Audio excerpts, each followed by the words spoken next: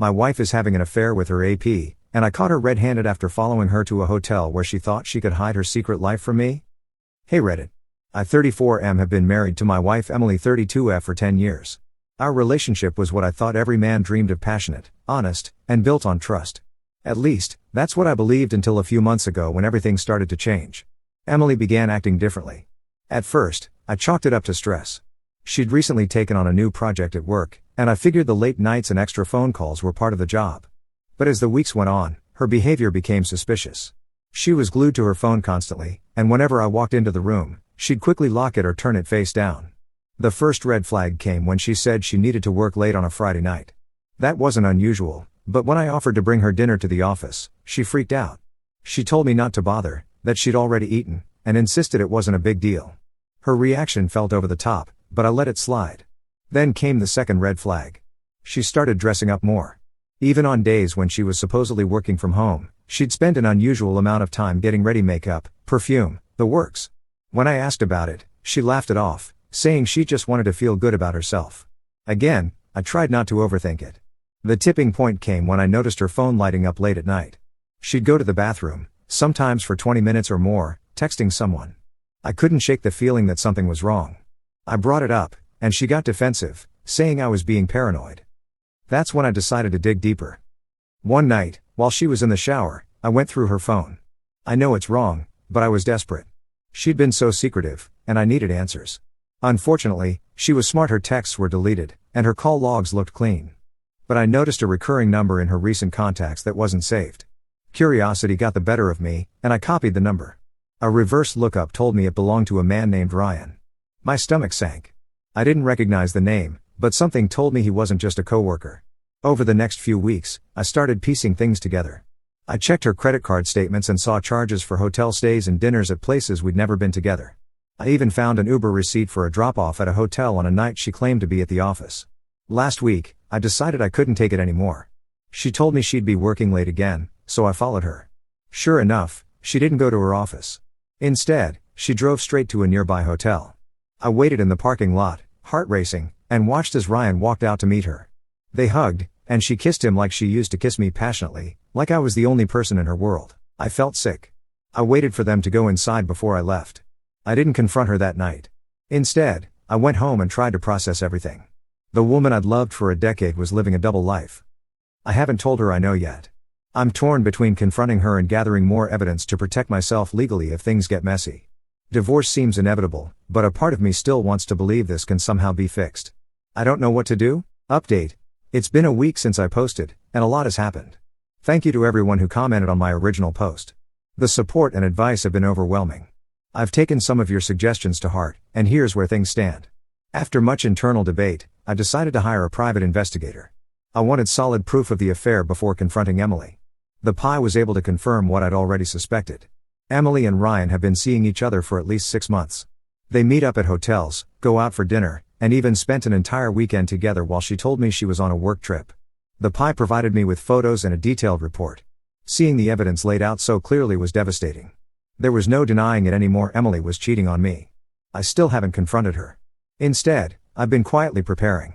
I've met with a lawyer to discuss my options, and I've started separating our finances. Emily has no idea what's coming.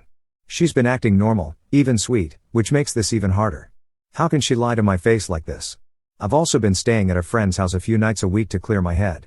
Emily thinks I'm working late, and ironically, she hasn't questioned it. I'm planning to confront her this weekend. I've rehearsed what I'm going to say, but I'm dreading the conversation. Part of me hopes she'll break down and beg for forgiveness, but another part of me knows it won't change anything. Another update. The confrontation happened, and it went about as well as you'd expect. I sat Emily down last night and told her I knew about the affair. At first, she denied it, scrambling to come up with excuses.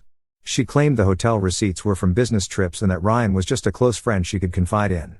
But when I showed her the photos and reports from the private investigator, her face drained of color. She knew the game was up. She finally broke down and admitted to everything.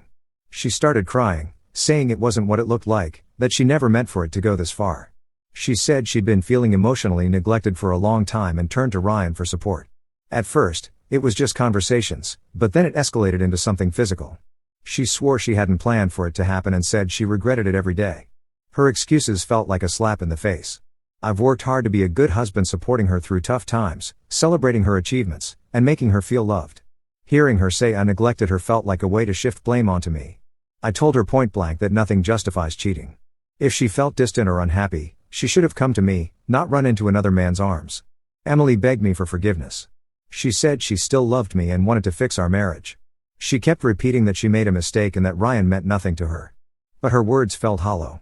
How could she claim to love me while sneaking around for months? How could she look me in the eye every day, knowing what she was doing behind my back?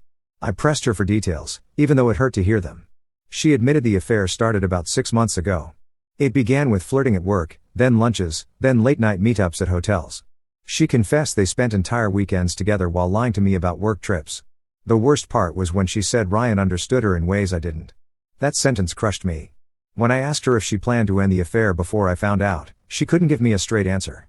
She stumbled over her words, saying she didn't know what she wanted and was confused. I realized then that she wasn't truly sorry, she was just sorry she got caught. After everything, I told her I needed time to think. I couldn't even look at her anymore. She offered to stay with her sister for a while to give me space, and I agreed. Watching her pack a bag and leave our home was one of the hardest things I've ever done. A part of me wanted to stop her, but I knew I needed to protect myself emotionally. Now that she's gone, I'm left sitting in the wreckage of our marriage. I keep replaying our conversation in my head, questioning every decision, every word, every moment that led us here. Was there something I missed? Could I have done something differently? But deep down, I know this isn't my fault. Emily made her choices, and now we both have to live with the consequences. For now, I'm focusing on myself. I've spoken to my lawyer again, and we're laying out the next steps. I'm also leaning on my close friends for support, even though I haven't told everyone the full story yet. I don't know if there's a way forward for Emily and me, but right now, I don't see one. The trust is gone, and without trust, what do we have left? Final update. It's been a month since I last posted, and I wanted to provide closure. Emily and I are officially separating. After weeks of counseling and painful conversations, I realized I couldn't move past her betrayal. The trust is gone, and without it, our marriage doesn't stand a chance. She's still trying to win me back, but I've made up my mind. I've filed for divorce, and we're working on dividing our assets. It's been a difficult process, but I feel like I'm finally starting to heal. I've leaned heavily on friends and family during this time, and their support has been invaluable. I've also started therapy, which has helped me process my emotions and rebuild my confidence. If there's one silver lining in all of this, it's that I've learned how resilient I am. This isn't how I imagined my life would turn out, but I'm determined to come out stronger on the other side. To anyone going through something similar, stay strong. You deserve honesty and respect in a relationship, and if your partner can't give you that, it's okay to walk away. Thank you to everyone who supported me through this journey.